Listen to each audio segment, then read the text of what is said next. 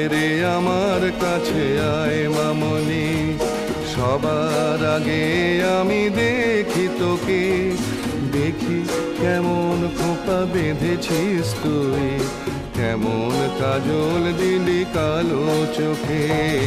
আয় খোকো আয়, আয় খোকো আয়।